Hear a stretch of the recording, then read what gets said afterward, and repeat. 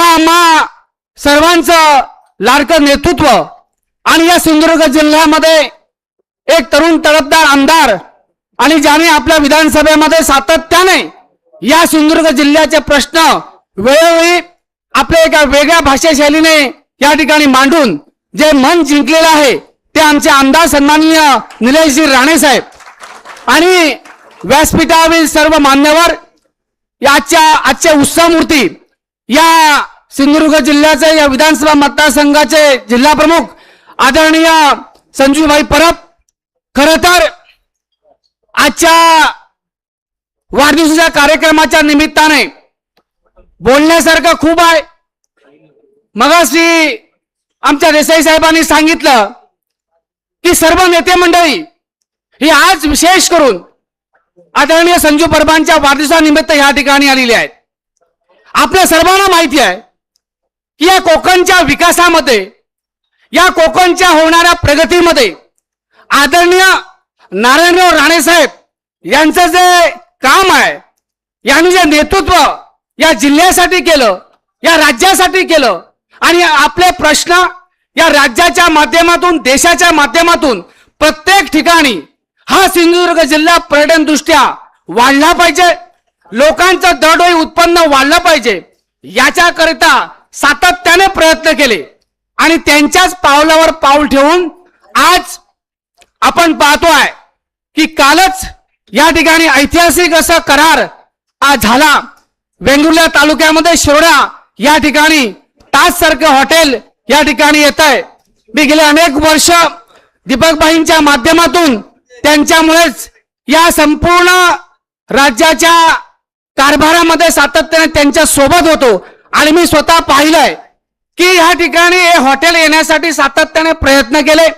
आदरणीय पालकमंत्री महोदय नितेशजी राणे साहेब यांनी सुद्धा गेल्या अनेक वर्षापासून दिवसांपासून महिन्यापासून पालकमंत्री झाल्यानंतर सातत्याने या जिल्ह्याचा विकास झाला पाहिजे, या जिल्ह्यातले आमच्या तरुणांना रोजगार मिळाला पाहिजे याच्याकरिता सातत्याने प्रयत्न करत आहेत.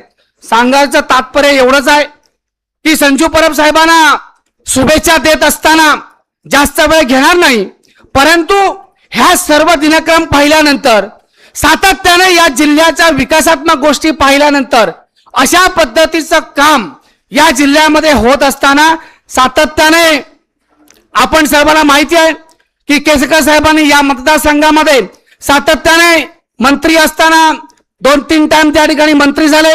आज आमदार म्हणून सातत्याने वेंगुर्ल्याच्या असेल, सावंतवाडी असेल, दोडामार्ग असेल या जिल्ह्यामध्ये या आपल्या मंत्रिमंडळामध्ये जे आमचे जे मंत्री आहेत त्यांच्या माध्यमातून सातत्याने पाठपुरावा करून या भागाचा विकास करण्यासाठी प्रयत्न करत आहेत.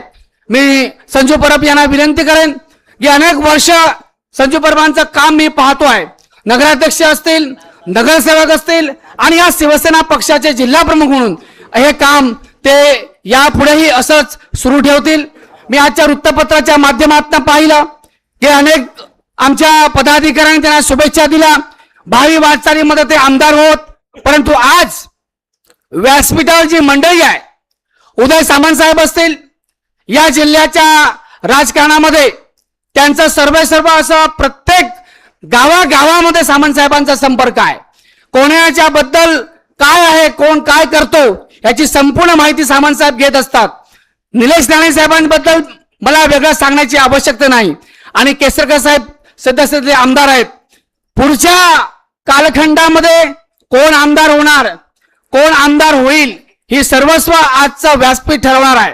त्यामुळे भविष्यामध्ये काही गोष्टी ह्या विधिलिखित आहेत.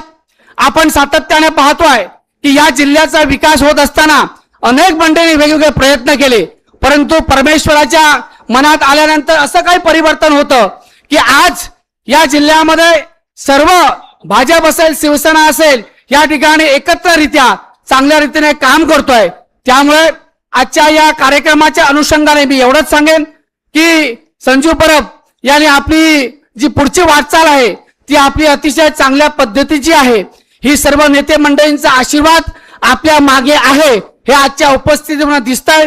आपण याच्याही पेक्षा जास्तीत जास्त तळागाळातील कार्यकर्त्यांना, तळागाळातील महिलांना सातत्याने आपण त्यांच्या मागे उभं राहून गोरगरीब जनतेची सेवा करण्याचं जे आपलं व्रत आहे हे अखंड सुरू ठेवावं. परमेश्वर आपल्या मागे उभा आहे. आपण जे जे काम कराल त्या कामाची पोचपावती ही तीनही मंडळी आपल्याला नक्की देतील अशी या ठिकाणी मी आपल्याचरणी व्यथा व्यक्त करतो. आणि परत एकदा आपले जे सर्व कार्यकर्ते आहेत, आपले सर्व जे महिला भगिनी आहेत, हे सातत्याने आपण जे दैनंदिन उपक्रम करता, शिवसेना पक्षाच्या वाढीसाठी जे काम करता त्याच्याकरता आपल्या मागे खंबीरपणे उभे आहेत. केसरकर साहेबांचा आशीर्वाद